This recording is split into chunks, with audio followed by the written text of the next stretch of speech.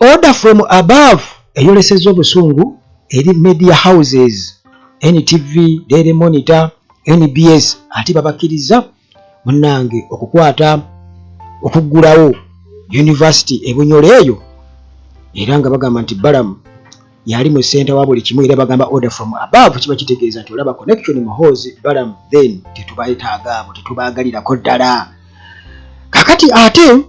Ssemujjunganda bw'atyo alulimu mu palamenti baagala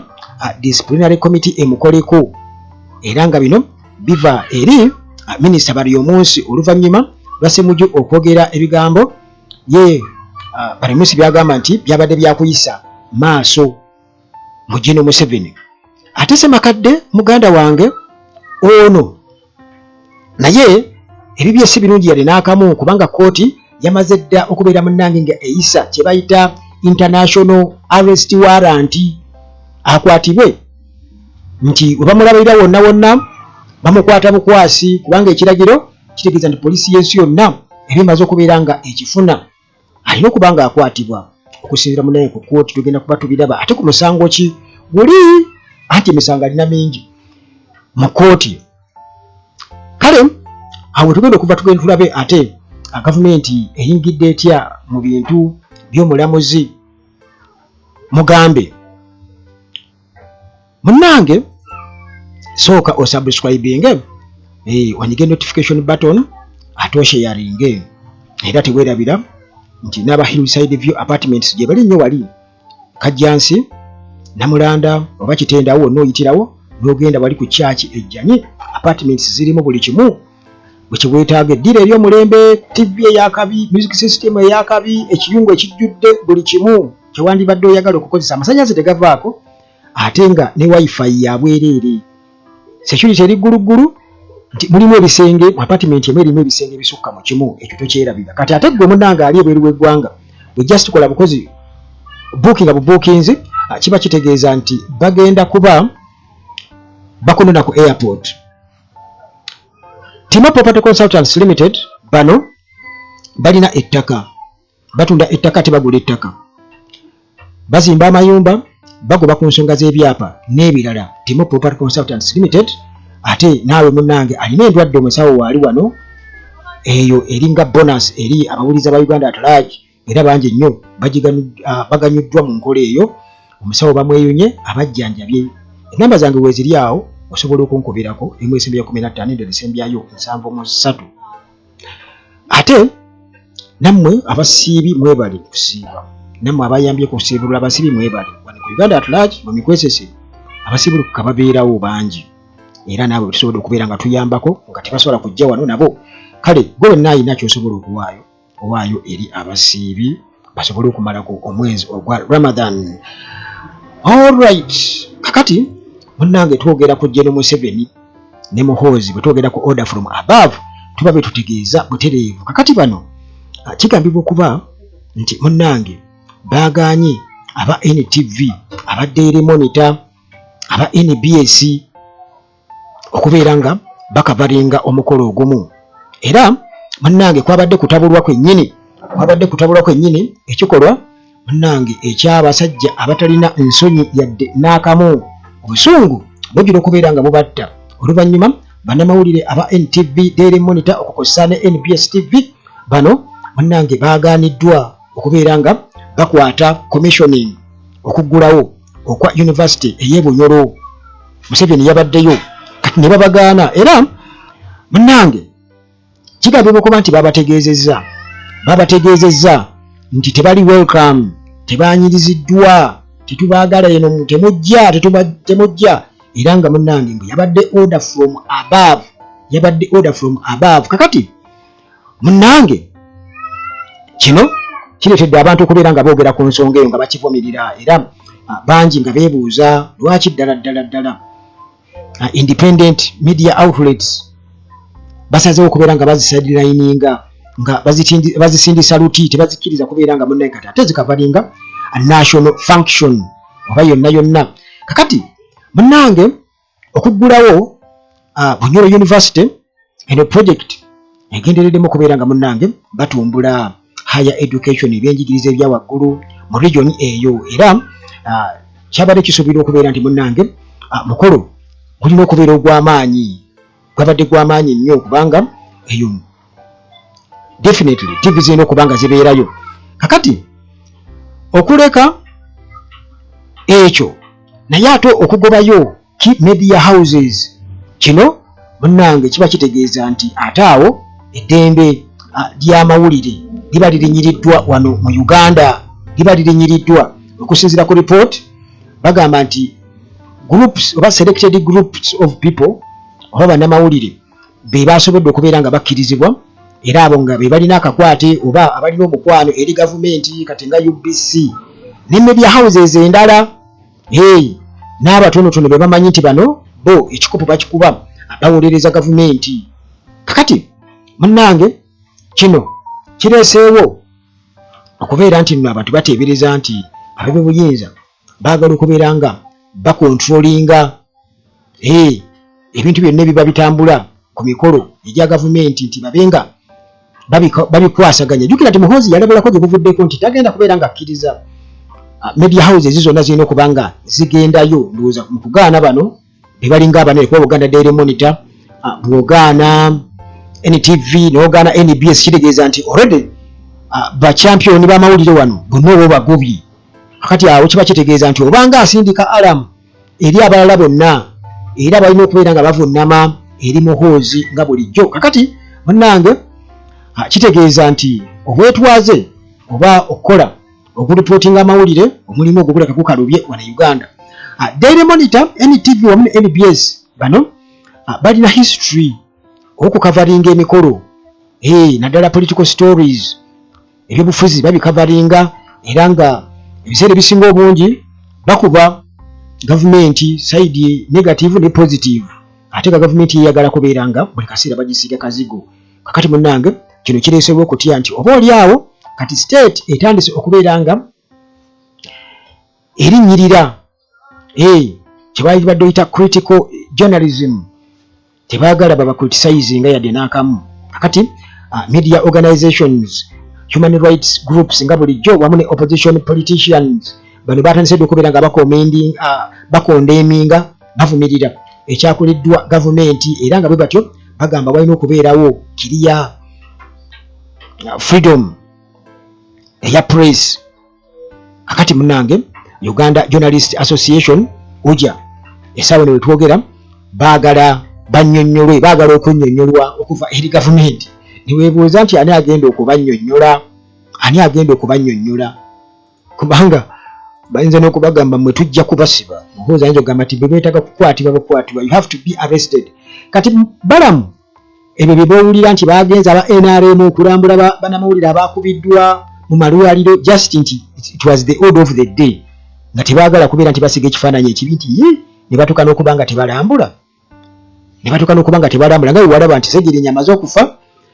olwo bategeka okuziika mu official okitegeera palamenti etegese n'okubeera nga akagamba bateeka ekitiibwa mu kufa kwe olwire kwe baali bamaze okubeera nga bamutuusaako okitegeera ne famire ye olwo balina okubeera nga bagirabirira eyo katuveeyo muganda wange naye era mu palamenti nga eno yeesiguka munnange amateeka gye bagabagira gonna getugoberera kati Ssemujju Nganda munnange alulimu olw'okwogera tugamba bagamba nti bagamba kamwa kabi kasasiro ganga kakati munnange obuzibu abufunye ku minisita era nga minisita ono n'asaba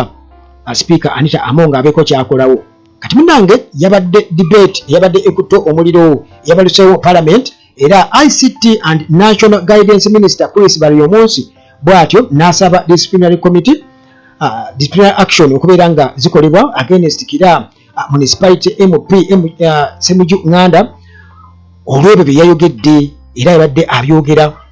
ku musimbi oguteekebwa oba oguweebwa state house funding kyeyogeddeko ekyamuviiriddeko obuzibu kakati munnange Ssemujju Nganda yabadde awa apresentinga minority report mu parliament kati bwatyo neyeebuuza ku budget allocation eri state house era ono yabadde agamba nti sente zonna ezidirectingibwa eyo zino zigendereddwamu kuba nti zigasa Museveni ng'omuntu yagambye zibenefitinga General Museveni as an individual. Kakati munnange Chris bali omunsi bwatyo ngamaze okubeera ng'awulira ebyo n'abiwakanya ng'agamba Ssemujju Nganda byayogera tebiriimu oba tebirina mutwe na magulu, era bwatyo n'agamba nti biriwo oba ebyo biriwo kuwudiisa bantu wamu munnange n'okubeera nti nno ate biisa olugaayo mu nkwasaganya oba embeera ebintu gye byali bedde byanjulwa oba birambikibwa mu palamenti, parliamentary decorum. Kakati Ssemujju Nganda bwe yabadde nga ayanjula Minority Report yagambye nti sente eziweebwa State House ziganyulwa Museveni ng'omuntu. Kati olwo bali omunsi n'agamba newankubadde nga munnange Ssemujju Nganda ddembe lye era limuweebwa Parliament mu ssemateeka okubeera nti ayanjula Minority Report, naye agamba nti amateeka galagira okubeera nga bagoberera ennambika ebintu gye birina okubeera nga birambikibwamu mu Parliament. Era bw'atyo n'agamba nti okukozesa olulimi olutyoboola olulimi oluli objectionable munnange n'agamba olwo terukkirizibwa. Kati n'olw'ensonga eyo n'abeera ng'ayagala disciplinary committee eya Parliament emukwasaganye, era n'asaba Anita Among abeere nga Ssemujju kubanga ogumbu agufudde mugano muze okukubeera nti nno ayogerera bubi gavumenti. Mwalaba juzi Prime Minister Nabbanja naye ng'ayambalira leader of opposition Joel Ssenyonyi nga agamba nti lwaki lwembeera mu Parliament ajja n'ayogera byonna byayogera ng'avumirira gavumenti, lwaki in my presence, ebintu ebifanaganako bwe bityo. Kakati munnange bali omunsi bw'atyo yagambye nti nno nti waliwo clear distinction okwawula okulambulule obulungi ennyo wakati wa State House nga public institution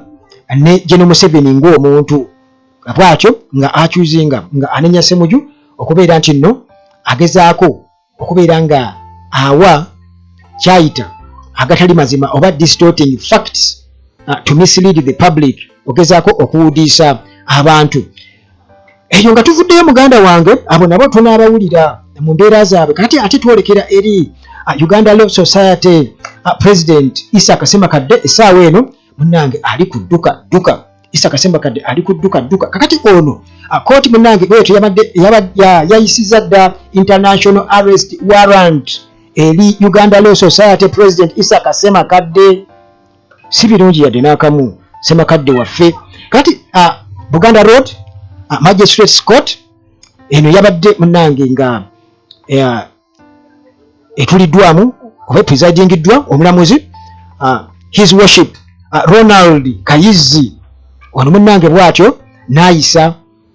kye bayita international arrest warrant. Eno no munnange ebeera bakuntumye, era nga wonna w'oba oli mu nsi yonna gy'oba oli kitegeeza nti ebeera valid. Babeera bagitwala nti nno nabo basaana oba bwe bakulabirako bakuweeyo bakukwasaganye, then paka lw'otuuka ewammwe gye bakuvunaana emisango. Kakati yayisizza international arrest warrant for Uganda Law Society President Isaac Ssemakadde alina okubeera ng'akwatibwa. Kakati munnange eno warrant ekibaluwa kibakuntumye kino kizze oluvannyuma lw'oludda oluwaabi. Jjukira nti emisango Ssemakadde alina egiwerako, by the way, era kino ndowooza nina okusooka okubeera nga nkikunnyonnyola nti Ssemakadde alina emisango egiwerako, nti waliwo omusango ogwawaabwa Joshua Byamazima wamu ne Tony Tumukunde, bano nga bwe batyo banenya oba bawaabira Ssemakadde nga kigambibwa okuba nti ono yatyoboola Director of Public Prosecutions DPP Jane Francis Abodo, era nga akawunvu n'akaga ku nsonga ezo munnange ku musango ogwo bagamba nti wansi wa section under section 115 akawaayiro section y'ekumi-15 akawaayiro akokusatu bagamba nti ono ebikola bye yakola ebyokuyisa amaaso mu kitiibwa wamu n'okutyoboola okunyooma omuntu oyo bwe boogerako waggulu awo DPP Jane Francis Abodo bagamba ng'omukyala naddala particularly ekisimbako ng'omukyala beyogera mu bimanyi sigenda kubeera nga mbikuddiramu. Kakati munnange bano ba complainant bagamba nti Ssemakadde yadduka eggwanga era mbu n'agaana okubeera nga agondera ebiragiro bya kooti. Kakati newankubadde nga bamusaavinga arrest warrant eyaweebwa Buganda Road Court Magistrate, naye talabikako, yadduka. Ssemakadde ono gwe tumanya bulungi ennyo eyeegulira erinnya mu kubeera nti nno ebigambo tabirumamu, ono yebuvuddeko anti obuzibu bw'alinako okubeera nti azze akulashinga ne judiciary esiga eddamuzi, azze munnange anokolayo ennyafa eziri mu ssiga eddamuzi, era bw'ati muganda wange ku bintu bingi nnyo byatasobola kubeera ndowooza abasajja bano ng'abalwanyisa okumalako nabo ne katumusabire busabizi. Kakati munnange okusinziira ku latest development batugamba nti oluvannyuma lwa kooti okubeera nti yamusanga nti ali guilty olwa contempt of court ku musango kati omulala olwa social media attacks against Justice Musa Sekaana, bwe batera ne bamusalira bamusalira myaka 2 mu kooti. Kakati munnange Sekaana yagamba nti ono alina okuba nga amusiba emyaka 2 olwokuba nti bannange mbu yayogera ebyensimattu kusiga eddamuzi, naye musango ogwo ne babeera nga bagamba nti ate ye nga ye talina kubeera nga agubeeramu kubanga ye kennyini yagulinamu personal interest. Katusabire Ssemakadde bw'atyo newankubadde nga abantu abamu bagamba nti alina okukwatibwa, abalala munaye Ssemakadde waffe tebamukwata, naye si birungi yadde n'akamu kubanga awo kitegeeza nti tewagenda kubeerawo maloboozi ate gavaayo kuvumirira ebyo ebikyamu ebigenda mu maaso. Kakati munnange era gavumenti erumye n'ogwa waggulu okulaba ng'etaasa omulamuzi Lydia Mugambe ono, bwe batyo bamusindisa omusango wali mu UK, era kooti bwetyo gavumenti epulanika okubeera nga munnange erwanirira eddembe lye. Ono omukyala munnange Lydia Mugambe ono ku lunaku olwokuna oluwedde kooti e Bungereza bwetyo yamukyajinga ku misango ejja modern slavery okukusa ne forced labor. Kati gavumenti egamba nti wakubadde munnange balina okubeera nga bagoberera oba respecting judicial procedures, naye bakola kyonna ekisoboka